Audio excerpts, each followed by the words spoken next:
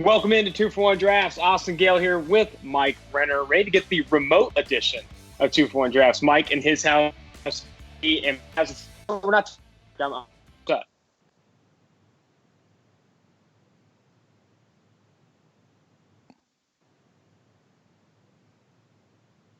Mike, can you hear me? What? Oh, I couldn't hear anything you were saying. Okay. Were you? Sorry. Tyler? Okay, yeah. Welcome into 2-for-1 Drafts, Mike. This is the remote edition. How are things going? Oh, things are obviously going terribly, it seems, with the technical difficulties at the moment. Dude, it was a wild day. A wild first day. Rethinking mock draft 5.0 here. It's just threw it all in the trash, basically. Yeah, it's been a wild first day of free agency, and it sucks that we're not together to hear it all, man. You're gonna be in your house. I'll be in my own. But I want to dive in to start the podcast with some free agency day one winners and losers. I'm gonna go ahead and kick it off with my winner, an obvious one to start here. It's the Arizona Cardinals. Kyler Murray, Cliff Kingsbury, that entire offense, bringing in DeAndre Hopkins and a 4th-round pick for David Johnson, a 2nd-round pick, and a 4th-round pick. You said it on the timeline. This might be the most lopsided trade you've seen in your 8 years at PFF. I mean, this is just such a huge win for the Arizona Cardinals, trying to get the most out of Kyler Murray on a rookie contract, trying to get the most out of this offense and what Cliff Kingsbury could do. I mean, this is just such a great move for Arizona. Yeah, what the hell is Bill O'Brien and the Texans? What are they doing? So, I get the supposed reasoning. The supposed reasoning is he wanted a new contract. They weren't willing to give it to him. But it's like he's still under contract. I get that a guy can say he wants a new contract and that you deal him because you don't want to deal with that headache. But he had 3 years left on his deal. Like I think Arizona is going to give him a new deal. Maybe that was like part of the negotiations, whatever. But he had 3 years left on his new deal. Negotiating, like letting a guy hold out that early on before he comes up for free agency is just bad business. And then to give into it and get nothing back, or not nothing back, but a 2nd-rounder back in return when you just had the precedent of Odell Beckham on a far, far more lucrative contract last year, getting a 1st-rounder in return is absurd to me. The fact that you couldn't recoup that kind of value and that you threw David Johnson into all this, who you literally don't want on his deal right now. Like they were going to cut him. No team wants David Johnson's contract. Like that almost... I think Timo was joking around on Twitter that when it first was reported that David Johnson got traded from Arizona to the Texans, that the Texans also would get a draft pick if they took on David Johnson, because that's, kind of where he's at in terms of value with the contract. So to give back a 4th-rounder for this, like this to me is one of the most head-scratching moves I've ever seen. And it's kind of in a long line now of head-scratching moves that the Texans have been making via trade. Yeah, when this was first reported, I thought it was going to be much like a Brock Osweiler situation, in that the Cardinals are offloading David Johnson and the Texans receiving draft capital on top of that because no one wants that player or that contract. David Johnson was benched for Kenyon Drake last year. Like, not even it's a bad situation to see that DeAndre Hopkins was involved in this trade and only shipped off for a 2nd-round pick in value is just absurd. Give me a winner so far. That wasn't a free agent winner, but of this day one, give me a winner on your end. I will have to go with the San Francisco 49ers, because getting the number 13th overall pick back for DeForest Buckner is absolutely like a steal. Last year, Frank Clark probably had more sort of intrinsic value, an edge player, had been productive, and they only get back, what was it, pick 29 or whatever KC gave up to the Seattle Seahawks for him. To get 13 overall for a guy like DeForest Buckner, who really, yes, he's valuable to them, but he's almost redundant in terms of, when Dee Ford is healthy, when when Eric Armstead's healthy, who they re-signed earlier in the day as well. There's too many mouths. Like, they can't all be on the field at once. So he's not going to have as much value to them in San Francisco as he might to Indianapolis. And number 13 overall, like, you can get maybe a Jerry Jeudy there, maybe a CeeDee Lamb there, maybe even a Javon Kinlaw, who in a couple of years might be as good as DeForest Buckner. So there's a lot of reason to think that the 49ers getting 13th overall to save a big cap hit that they would have had to take with DeForest Buckner on the roster is a big win for them.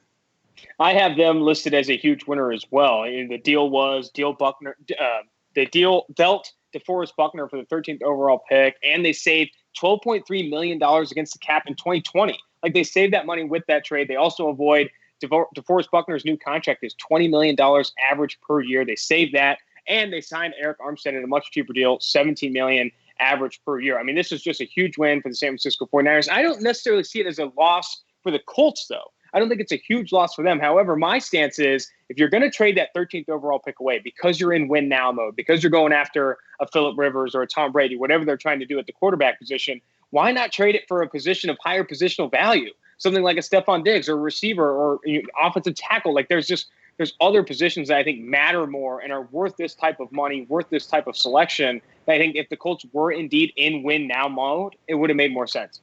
Yeah, I mean, just think about even pairing together two free agents that are already gone for about $10 million a year. Like, you have to think that has more of an impact than one guy at 20 plus million that you also gave up a first rounder for.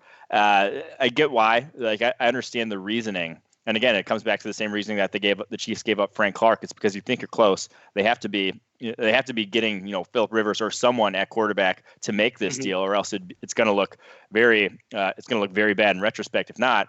But then you better maximize it. You better take advantage of it. They better be pretty damn good this year to justify the trade that they made.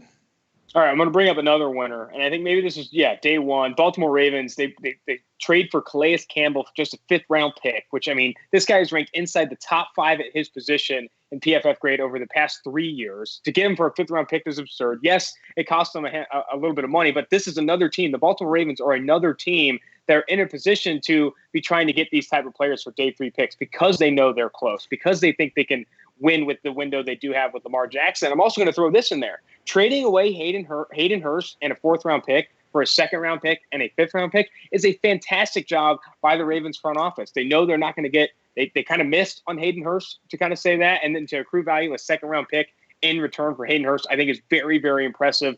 Baltimore Ravens with 2 trades, Calais Campbell and trading away Hayden Hurst, I think are big winners early on. I mean, that's almost the exact same trade that the Texans gave for DeAndre Hopkins. That's almost the exact same value. Like, you got a 2nd rounder. Yes, it's a little later in the second round, and yes, it was only a 5th round that you got back instead of a 4th. But dude, like, that's a lot of value for a guy who really did nothing as a 1st rounder and is already 26 years old. Like, there's not a lot to hang your hat on there. I don't hate it from the Falcons' perspective. They had 2 2nd rounders in this year's draft because of the Patriots Mohamed Sanu trade, so you can get rid of one of them. And I think it more sort of shows what the NFL thinks of this tight end class. And obviously we're not super high on it either. But the fact that they think that Hayden Hurst, what they can get for a 2nd rounder, is going to be much, much better than what you get at the tight end position in the 2nd round in this year's draft. And I can't argue with that. I think I'd have to agree with that, even though I'm not the biggest Hayden Hurst fan. And I do think in the Falcons offense, it does utilize the tight end. So there is some, reason behind this deal, but 2nd rounder, man, I probably wouldn't have done the deal, but the Falcons are better off for it. All right, you have one more winner to highlight.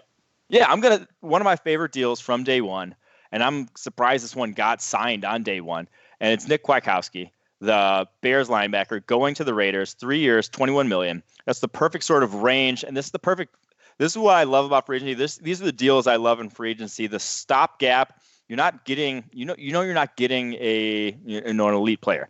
Nick Kwiatkowski is not going to turn overnight into Bobby Wagner anytime soon.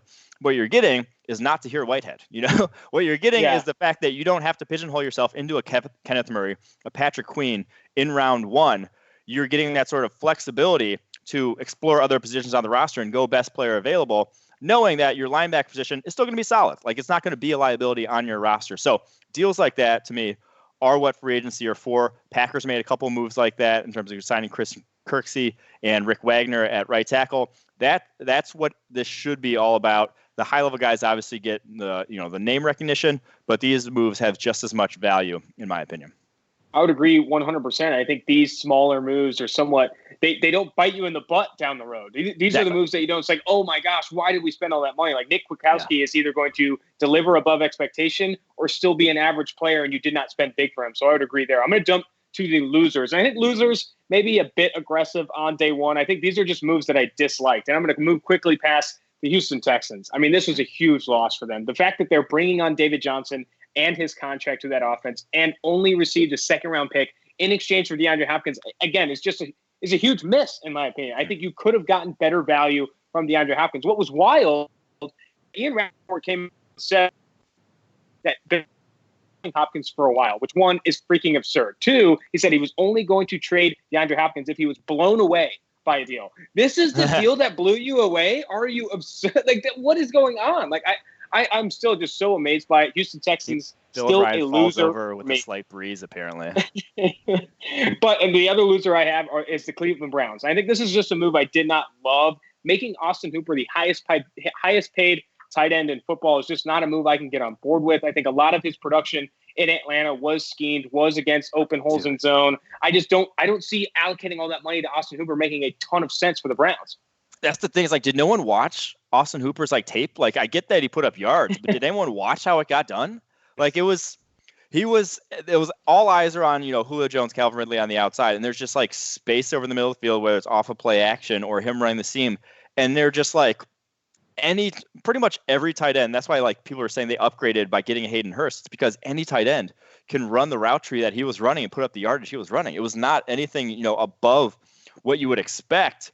And so, man, to pay him the most, I get that Kevin Stefanski, two tight end sets, big part of that offense. You needed it. And again, it kind of speaks to what teams think of this tight end class. There's not going to be that impact guy year one, but man, Austin Hooper, just on paper, is not worth being the highest paid tight end in football. That's all I have to say about that. All right, give me your next loser, next move that you disliked on day one. Again, you're always getting better in free agency, so it's difficult to really kick someone when they're down or kick someone saying this is a terrible, terrible move. But I will say there's a lot of reasons that the Dolphins signing Eric Flowers is a bad move. And one is the fact that you are in this situation with a lot of cap space and a lot of, picks to play with Miami. You should be targeting valuable positions. Offensive guard, not a valuable position by any means. I get that the Dolphins have had some of the worst guards in recent memory, have been absolutely awful there. Yes. But Eric Flowers has been bad throughout his career as well. He's took a step forward this year and only had a 64.2 overall grade at guard. Ranked 30th among guards. You ranked 30th among guards in overall grade. So you paid an average guard $10 million a year. And the knock on Eric Flowers throughout his entire career was that he's lazy, that he gets his money and then he goes home and doesn't work anymore. You just gave him his money. Now we'll see what happens in the future. But I think there's something to the fact that the year when he was not getting paid anything and the chips were on the table, you finally see a career year.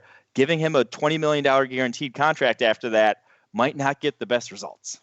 Man, that is tough. I agree that maybe not. I think you started that off great, saying it's hard to highlight someone as a big loser, but that's definitely one of the moves I've disliked from day one. All right, let's get back to 2-for-1 drafts, huh? Let's get back to the 2020 NFL draft. Free agency is going to take us away from some things, but we do got to dive into this edge defender class. We're going to try and run through this quickly. We got 26, 27 names to get through that are in the 2020 NFL draft guide. All Edge and Elite subscribers have access to the 2020 NFL Draft Guide. And if you don't, this week and next week, you can save 25% off on any subscription using promo code NFL20 to get your draft guide, to get access to the free agency board, access to all of Mike's and myself's work. It's a very good deal this week. Definitely looking forward to doing that.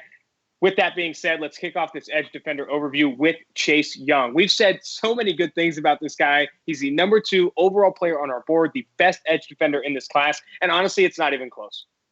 Yeah, Chase Young, there's not a lot more to say about him. I said I was done watching his tape in last November. I lied. I've watched some of his tape this spring. But it really is he's as good as I've seen. And I think he hits the ground running. Not a lot of edge. I actually wrote an article last week about, how not a lot of rookies hit the ground running. Not a lot of rookies are good in the PFF grading system year one. It just doesn't always happen. But I fully expect Chase Young to be that sort of outlier and hit the ground running year one. He's just that good, that freakish, and that talented already. The guys that have succeeded year one are really good with their hands. Chase Young, he's as good as the Bosa's with his hands coming out. I would agree. I mean, there's just not enough good things you can say about this guy. One of the more polished edge defenders we've seen. He's a freakish athlete. It's unfortunate he didn't test at the combine because I think he would have literally lit it on fire. He didn't give us the opportunity. I also wish we could have seen Chaisson test at the combine. There were other athetic freaks there that did not test. Let's move to a guy who did test. That is a conversation worth having. I guess we have it now, but like we're not going to get testing on so many guys this year. Yeah. Between the combine being a shit show with the night testing and the agent just pulling guys out left and right, and to now coronavirus pretty much canceling any sort of in-person meetings that are going to happen, you're not going to get athletic testing numbers on about over half of the prospects, over half of the guys that are going to get drafted.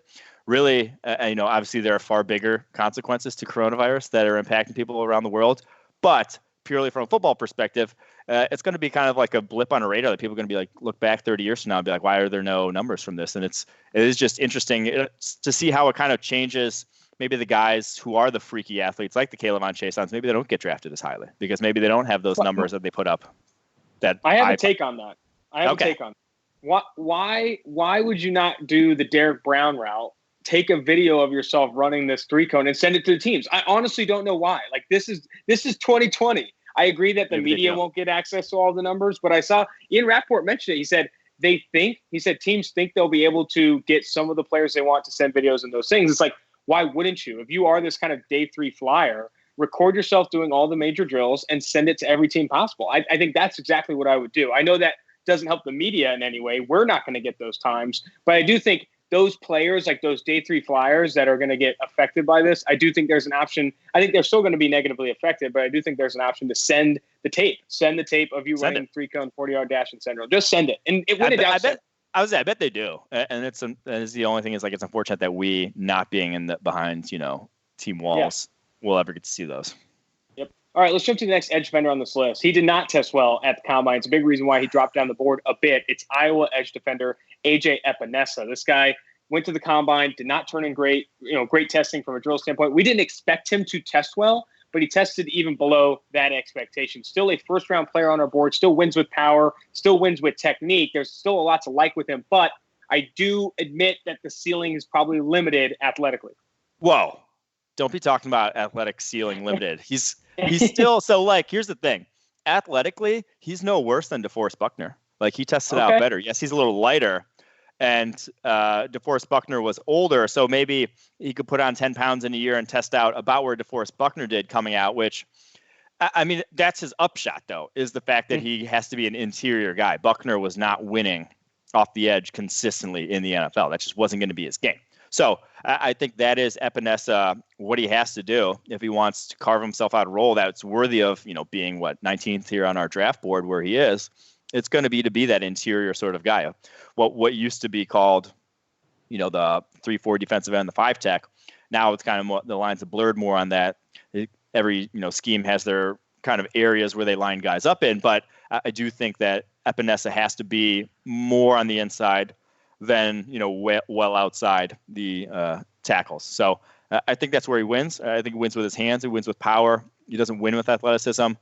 But you would have liked to see him be more athletic. Like he is bottom of the barrel if you're comparing him just to edge defenders in terms of athleticism.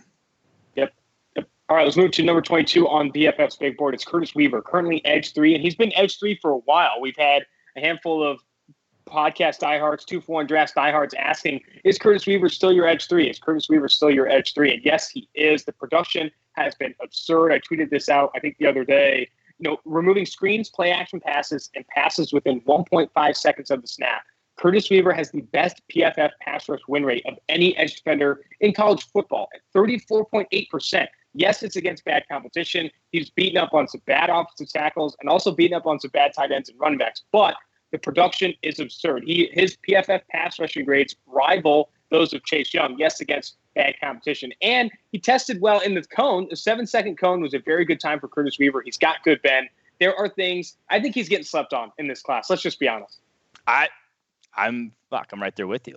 Yes, he's getting slept on. The interesting thing about him is that he didn't rush. He wasn't out. He's a 3-4 outside linebacker in that Boise State offense. He dropped into coverage over 100 snaps, which I question whoever the defensive coordinator is that's dropping this guy into coverage over 100 snaps over the course of a season. But that point aside, I mean, so his numbers, the fact that he had 15 sacks this year, 13 hits, 31 other hurries, is even more impressive because he was not just pinning his ears back and attacking. He's dropping into coverage a lot in that, Boise State scheme. So The numbers don't even do him justice in terms of just how dominant he was. So, and then the 7-second three cone, I said this on the forecast the other day, with edge defenders projecting to the NFL, you kind of have to have a trump card, a way to win that you know is going to work in the NFL. Like, you don't have to be an all-around great athlete to win off the edge in the NFL, but there has to be a way that you're very, very good at that you know is going to translate to feel good about a guy. And to me, with Curtis Weaver, it's that ability to win the edge, that bend around the edge with a 7-7 three cone, and with how consistent he was at Boise State with it, I think that's going to translate. Like, I would put money on that translating. And again, to reiterate the point, we've not seen a guy as productive as Weaver since Myles Garrett, like in terms of back-to-back seasons, rushing the passer. Yes, it's a little different level of college football, but no non-Power 5 guy's done it. So there's still a little unprecedented in that regard. Next guy on the list, I don't think gets enough love for his production. He's actually right behind Curtis Weaver on the big board at 23 overall. It's Notre Dame edge defender Julian Okwara. And when I pulled the rankings, Curtis Weaver over the past 2 years has the best PFF pass rush win rate when you remove screens, play action passes, and throws within 1.5 seconds of the snap. Second is Chase Young. Third is Julian Okwara. This guy's production has been good over the past 2 years. And also, his PFF pass rushing grade has improved every year of his career since, joining Notre Dame or going on to Notre Dame. I think Julian Okwara, freakish athlete. Bruce Feldman has said that. We've said that. I wish he tested. You could have seen how athletic this guy is. He rivals Caleb Chaisson in that way. I still think needs polish, but guy's still been very productive while also raw. Yeah, and if you built an edge defender, it would look a lot like Julian Okwara from a physical traits standpoint. He's 6'4", 34 3/4 inch arms, 252 pounds, 10 1/4 inch hands. Didn't test besides the bench at the combine, but with 34 3/8 inch arms, he did 27 reps on the bench. Like, he has the strength in him. It just, Daniel Jeremiah said it when we had him on. He's like, he runs hot and cold. Like, his leverage is very inconsistent, and it is. Like, I'm not going to debate those, but the fact that he has inconsistent leverage, plays with inconsistent leverage, yet the stat you mentioned there, still won at a rate comparable to Chase Young, still won at the highest rate of, the pass rushers in this draft class. Like, my thing is, like, get him to play with better leverage and see what happens then. Like, because he has all the tools to get the job done. His brother was a late bloomer. Romeo Okwara played his best football once he got to the NFL. Was not great at Notre Dame when he was there. I think we could see a similar sort of developmental curve from Julian. That's why we're on him. Yep, I agree. I'm with you. And we talked to Daniel Jeremiah on a previous podcast. If you guys haven't listened to that, I would encourage you to go back and do so. But he's not super high on Julian Okwara. Said he's inconsistent. We know he's inconsistent. But even when you look at the 2-year PFF pass rush win rates, this guy's up there with the best, with the best in college football. So let's jump to this next guy who a lot of people are high on. See him as a first-round player in this class. It's Caleb Chaisson of LSU, right now edge 5, and the number 46 overall player on PFF's board. Love the athleticism. I've seen people say he's got a jetpack on his back on his first step. I would agree with that. This guy's super explosive. Really love what he brings to the table from a athletic tool standpoint. But why hasn't the production been there? He has the high-end reps against some good offensive tackles in college football, but still very inconsistent for Chaisson. All right, 1 second. We have news, draft-related news, that will be affecting the top 10 here. Jack Conklin goes to the Browns. 3-year, $42 million deal. So very possible that might not be offensive tackle there at number 10 anymore. Now, it could be still offensive tackle for the Browns at number 10 because they'll more than likely be a good one waiting for them. But the rumors with Odell Beckham being traded, could that be where, Judy, CeeDee Lamb end up falling? Because that would be an interesting sort of landing spot for those two. Do you think Jack Conklin to the Browns keeps offensive tackle away for them at that pick at number 10? I don't know if it does. I think it opens it up. I think it opens it up at least. I'm not saying it keeps it away entirely, but I do think that opens it up. Obviously, they need two. But I could see them double dipping. I could see them going Jack Conklin, keeping him at right tackle, and still drafting the best left tackle available. Maybe it's Andrew Thomas, Tristan Wirfs, Jedrick Wills at 10th overall, and really reshaping that offensive line and buying into this kind of win-now mode. Get Conklin, grab yourself Andrew Thomas, who's one of the more polished offensive tackles here. You just made Austin Hooper the highest paid tight end in football. I mean, this offense, it's better have no holes come 2020. I was going to say, man, they spent a lot of money, and I'm not sure they got that much better. Like, they got better, but like Conklin Hooper Conklin's just fine. Like, Hooper's just fine. Like, you didn't really get superior impact here. I don't know. We'll see. I will say this. Jack Conklin, a fine offensive tackle, does a lot for you. A fine tight end does absolutely nothing for you. And you paid way too much for the fine tight end. I think getting in a fine offensive tackle will help your offense more than a fine tight end. All right, give me Chaisson. We talked about Chaisson. Inconsistent from a production standpoint, but he does have all these athletic tools that people are buying into, really calling him a first-round talent in this class. Yeah, so my biggest thing is he does not have long arms. K'Lavon Chaisson, 31.25-inch arms, or 32.25-inch arms, excuse me. That's well below average for the edge defenders in the NFL. The average length of the top 10 highest graded pass rushing edge defenders in the NFL last year was over 34-inch arms. And he's at 32.25. The only guy in the top 25 with that short of arms was Shaq Barrett. So he is very much on the low end in that regard. And I think that speaks to some of that inconsistency that you see. Because when you have short arms, you got to be perfect. Like that, your hand placement has to be perfect, or else you get locked up by opposing offensive tackles. And yes, he plays with great leverage. Yes, he's good against the run. Yes, he has the bend that you want for the position. But I'm not sure that, people are saying, oh, he could be Danielle Hunter, where he wasn't productive in college and then turns down in the NFL. Like Danielle Hunter was on a different level, in terms of length, ideal traits for the position. I just think that K'Lavon, I'm not going to say he's limited necessarily. Like I think he could still be a productive player in the NFL, but it's just risky to me to go with a guy who's as inconsistent as he was at LSU. And he had a fairly favorable situation there in terms of rushing the passer. Like he knew he was going to be able to pin his ears back a good number of times a game with how many leads they had, and to not be as productive as some of the other guys in this class. I'm going to worry about it. Like, I'm not going to take that risk in round one. I'm just not going to. I'd rather take that on day two somewhere, because with round one, you can get yourself a surefire hit at a value position most times.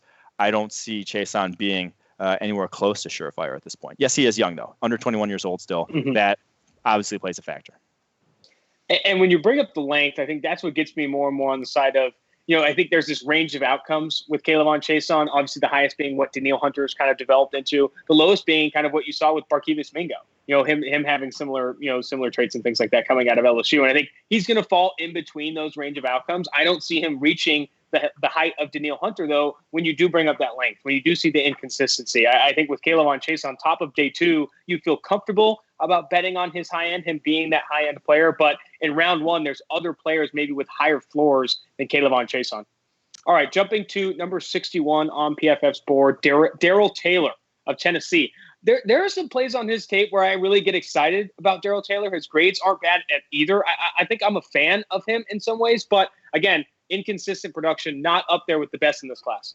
Yeah.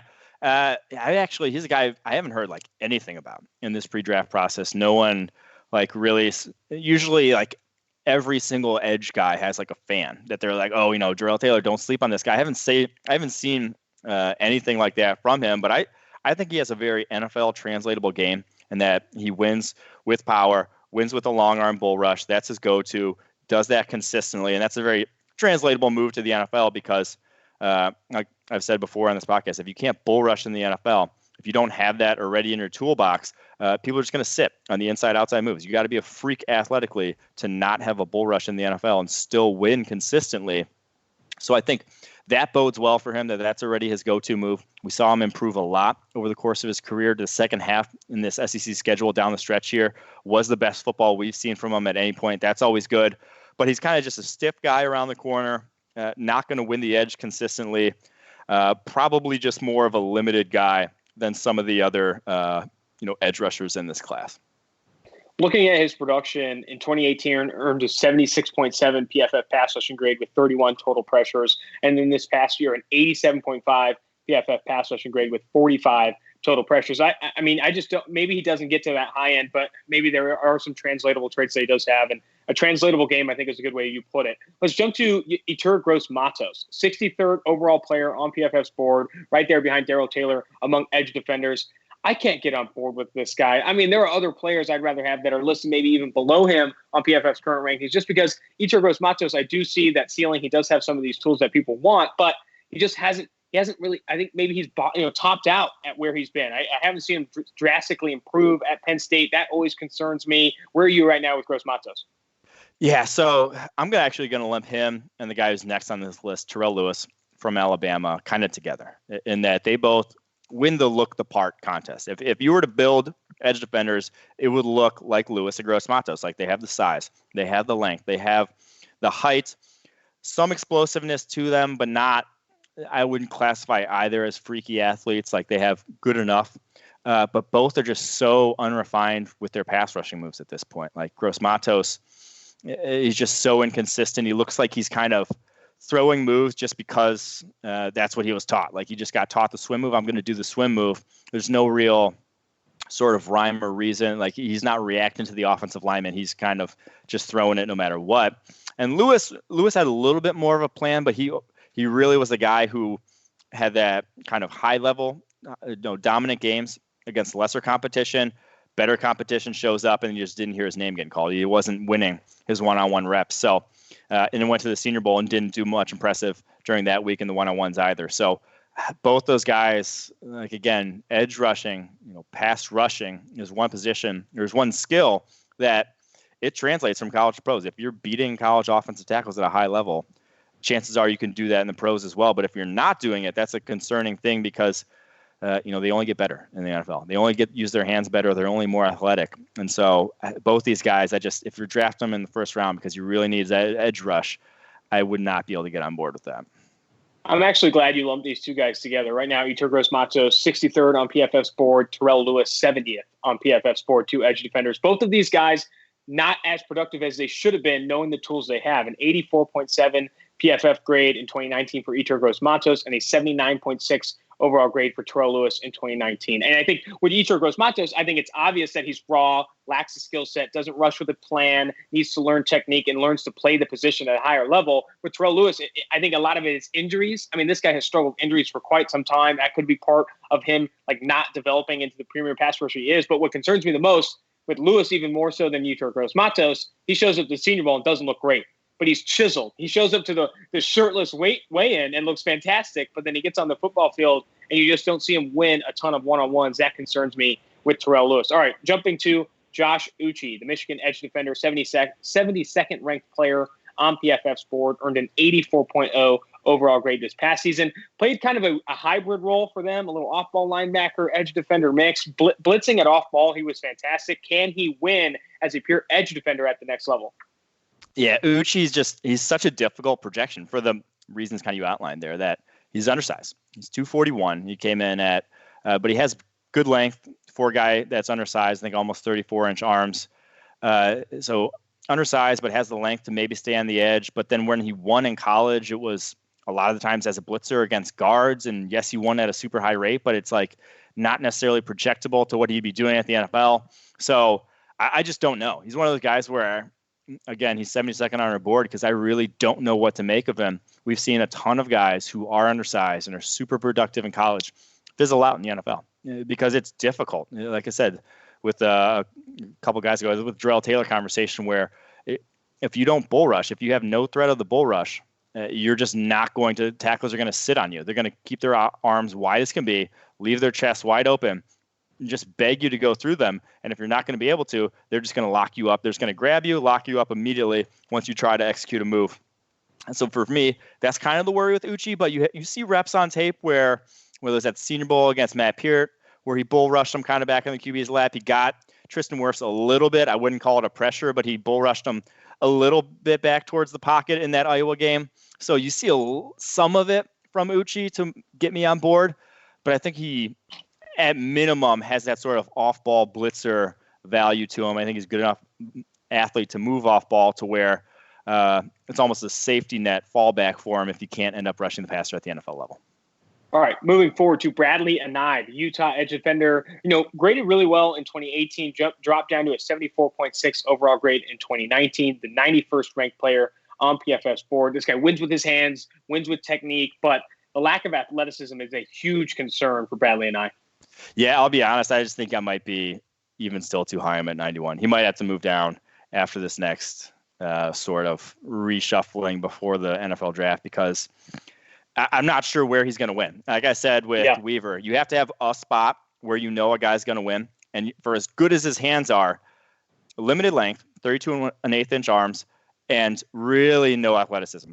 4'9", 340, 31-inch vertical jump, and he's not like big, 257 pounds. He's not a guy who's going to be winning with power at the next level. 7.44 3-cone. I don't think it's going to happen. I know, man. It's like I don't think it's 7.44 3-cone is an absolute disaster.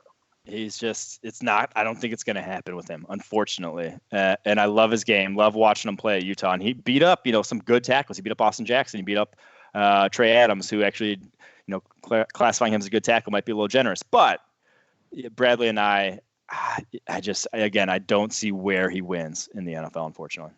You say Bradley and I is going down on the next board here. I know a guy who's going to come up above him. It's Travis Gibson, the Tulsa edge defender. We had him on the podcast a few podcasts ago. Encourage you to listen to that. But this guy's produced at Tulsa an 87.2 overall grade in 2018 and 87.8 overall grade in 2019. And he was misused. I mean, we talked to him about, why were you playing so much inside? He says, I think I play best at edge, and that's where the NFL teams want me to play. This guy was kicked inside, playing like head up on the tackle, maybe more often than he should be. I think this guy can win the edge at the next level. And even at the Senior Bowl, there were a handful of reps where he's playing the edge and you kind of liked what you saw, and then they kicked him inside and it was a little bit different. I think Travis Gibson misutilized at Tulsa, and I think in the NFL, his best football is ahead of him. Yeah, this is a dude who to me is just scratching the surface because he really came out of nowhere this past year for an 89.7 pass rushing grade, but it also came as a 5-tech, in that Tulsa offense. Like he was a 3-4 defensive end playing head up on tackles, which is not, the role you're going to put a 261-pound guy in at the NFL. So he is an edge at the NFL level. He needs some more pass rushing moves. He really doesn't have much besides kind of like a rip at this point. That's his go-to. But you see the athleticism, you see the physical tools there, the length, 33 and 7/8 inch arms. Like it's all there, and it's all kind of very translated, to a football field, like I mentioned, with that pass rushing grade that he's shown. But when you're talking about guys on, day 2, late day 2, third round type of guys, not a lot of them work out at edge. Like it's not a hotbed. You can usually recognize edge talents early, and they go early in the draft. So to have some of those sort of traits and some of those, positives that you see from those early round edge defenders, but then to be able to get that on day 3, to me, he's one of my favorite sort of under the radar sleeper prospects in this class. All right, moving from Travis Gibson to Kenny Willekes, the Michigan State edge defender, 107th ranked player on PFF's board, earned a 90.5 overall grade, the 7th best grade among edge defenders in 2018, dropped to a 79.4 overall grade in 2019. I need to ask you this. Is this guy just the high motor, white edge defender that's coming out of Michigan State, or is this guy like a Chase Winovich? Because like Chase Winovich, you saw the athleticism, he is white, you saw the explosion, and he had great pass rush productivity, all those things. With Willekes, not necessarily the production, but can he kind of follow that Chase Winovich mold? I think this is a guy who, this is a guy who, yeah, I'm all right. I got dogs barking at me over here too. This is a guy that I think can and will be a starter at some point in his career in the NFL. Now, will he be good? I have no clue. I'm not sure he possesses much of the athletic and physical tools that you want, but super hard-nosed football player, plays with great leverage. I mean, if you've seen his stance, you know how flexible he is. The dude puts his chin basically on the turf every single snap. It's kind of awesome to watch. He uses his hands really well as a pass rusher, has a number of different moves already. Like, I think he can start and play in the NFL. I'm just not sure you're going to get anything special out of him at, the NFL level. You might just be getting, kind of like Kyler Fackrell level play from him. All right, let's jump to Khalid Kareem, the other Notre Dame edge defender that played opposite of Julian Okwara. You're not as high on him, even though you're a former Golden Domer. This guy earned an 85.0 overall grade in 2019, 6'4", 265 pounds, but he's not on the same level, not even in the same tier as Julian Okwara. Yeah, and so here's the thing, and it's Kareem, some guys I'm going to group together here. Alton Robinson from Syracuse, Mike Dana, the Central Michigan transfer to Michigan. 3 guys who are power players in college. Like they win with power, beating up, physically manhandling the offensive tackles in front of them. They bull rush first. A lot of the moves are come off of that, push pulls, that sort of thing. But they're just not, like, you better be, to win it like that in the NFL, you better be Cameron Jordan. Like, you better be strong as shit. Like, you better be an ox on the edge to win consistently, to consistently overpower offensive tackles And I don't really see it from either of those three guys. I mean, you fell into that trap a little bit with LJ Collier last year because you thought maybe he could be that Cameron Jordan. He could be that guy who could overpower everybody in front of him. And I think, he obviously hasn't played a ton, can't write him off yet. But, I mean, that's where you are, though. It's like, hey, if you're not going to win with athleticism, you're not going to win with this speed and attack the edge, you better be, like you said, a Cameron Jordan that can just beat up dudes every play. Yes, you better be a little bit stronger than Khalid Kareem, than Mike Dana, than Alton Robinson. It's funny you brought up Mike Dana. I had high hopes for him transferring from, what was it, Western Michigan? Or Central Michigan. Central Michigan. Fire up chips. Transferring from Central Michigan to the University of Michigan. I thought he was going to have better production, but he kind of took a step down with the increase in competition. All right, let's jump through these next few guys here. Let's talk Alex Highsmith, the Charlotte edge defender, 115th ranked player on PFF's board. Did this guy produce at a super high level at Charlotte? We even had some of the Clemson offensive linemen say he was the best player they went against all year because just how good this guy was. Alex Highsmith earning high praise from his peers, also graded very, very well for PFF. Yeah, he's kind of got the bad combination of being undersized and like middling athleticism, though. Checked in only 248 pounds. Then he goes 4.7 40, 33-inch vertical, 7.32 cone, 4.3 shuttle, like all just below average athleticism for that. So another guy to where, yes, he's quicker than college offensive tackles, won a lot to the outside against, a sophomore at Clemson who's, 340 pounds at left tackle, and Jackson Carman. Like, yes, you're probably the best guy, a sophomore who played in high school football in Cincinnati has ever faced. But that doesn't necessarily mean it's going to happen when you get to the NFL. But he's the kind of guy like you bet on, though, because he did come as a walk-on, put on a ton of weight over the course of his career at Charlotte to remake himself into this edge defender. Didn't play edge until this past year. Was more he was kind of in the Trevis Gibson role, where he was out of position there at Charlotte back in 2018 and played the run really well that year, had a really good run defense grade. So from that perspective, there's a lot of good things in his corner. But again, like once you get into the hundreds here, you're talking about like fringe guys that you would bet on. Yep. All right. Speaking of the hundreds, I want to group all these Florida boys together here. Yeah, Jonathan Bernard, Jabari Zuniga, those two boys from Florida, and then you have Jonathan Garvin and Trayvon Hill from the University of Miami, all in that range after 130 to 160 range. These guys, day 3 type of flyers.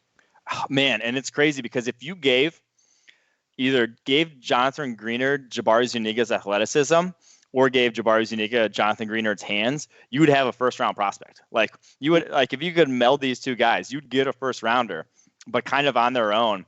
Like Jonathan Greenard is so limited athletically, and it was one where if you watch him go up against Jack Driscoll, the Auburn offensive tackle, like he just can't get past Jack Driscoll. Like Jack Driscoll is just more athletic than Greenard is. Greenard only 263 pounds, 4.8, 740, 30.5-inch vertical jump. He just does not have the explosiveness to get to the edge in the NFL. And you look at his wins on tape there at Florida, a lot of inside moves, a lot of bull rushes. Inside moves just get locked down in the NFL. If you can't test the edge, if you can't win to the edge, the NFL level, you're just not going to be a super successful pass rusher. And so that's why I'm low on Greenard, 129 the board. Zuniga, just like he does not use his hands well at all. Like he is the, like I talked about with Yetur Gross-Matos and Terrell Lewis, to where they just don't have the pass rushing moves yet. It's just not in their skill set. He is that times 10. Like he has no clue what he's doing with his hands as a pass rusher. And so he just has not won at a high level. So those two are kind of opposites. I think Garvin I kind of like in terms of he uses his hands well. A young dude still. I think he only declared early coming out of Miami, but he just has no get off. Another guy to where if you're really going to be that limited off the line of scrimmage, 4.8, 240 he runs. I'm not sure what you're going to do at the NFL level. And then Trayvon Hill was like 230 pounds at the Senior Bowl. That guy, he's not an edge struggled to win too. Yeah, Hill, that guy's not an edge defender. That was very difficult to watch at the Senior Bowl, seeing him go against these offensive tackles and just repeatedly lose. I would say in the same boat, Jabari Zuniga. I mean, Zuniga was getting beat down by Ben Barch and the like. I mean, you didn't see a ton of wins from either of those players at the Senior Bowl. Moving through here, a handful of names left. Got to bring up Anthony Jennings of Alabama. You like him less than you do like Terrell Lewis. Anthony Jennings, I think another guy that's battled injuries, if I'm not mistaken. I think with him, you've seen some of it on tape, but he's not the same level athlete as some of these other guys. Yeah, another guy who's just limited athletically. He's got actually a number of pass rushing moves, similar to Jonathan Greener. And on the board, actually, I put them right next to each other because they have, they win in similar ways. A lot of inside moves, a lot of inside spins, a lot of long arms. But again, he just doesn't have the get off. Like getting to the edge has been difficult for him. He had he had a lower leg injury that really limited him back in 2018. It happened in the bowl game, I want to say, after 2017. Thought we were going to see big things from him. Never really quite materialized. So Anthony Jennings, just another guy who late round or so him, Greenard, if they are starting for you, like if you put them in the lineup, you're not going to hate it. Like they can be on an NFL football field and still play the run. Oh my Lord. I am gotcha in a dog pound here. Mike, I'm gonna let you go up. I'm gonna let you go here. All right, of these last guys, Carter Coughlin, Azur Kamara, James Smith-Williams, Olawole Batuku Jr., and DJ Wanham, who's your favorite of the group and why? I'm gonna go with Carter Coughlin and to move him off ball to actual linebacker because I think he has, the movement skills. All those other guys are they're not football players. Like they don't have that sort of instinctual, ability to take on blocks, that sort of thing. That's why they're so low on this list, despite being athletes. Coughlin's a good athlete, knows how to take on blocks, just so undersized and has limited length to stick on the edge. So I think if you move him off the ball, you could see some success from Carter Coughlin. He could actually have a role in the NFL. Those other guys, not so much. That's going to do it for Mike Renner and the Dog Pound, live from the Dog Pound for the 2-for-1 Drafts podcast, the Monday edition. Bear with us with this audio. Bear with us with Mike and I not being in the same room. We are working through the tough times that is the coronavirus right now, but we are going to continue to deliver great content, talking the NFL draft, talking free agency. Until next time, thanks, guys. Asta Gayle, Mike Renner, 2-for-1 Drafts.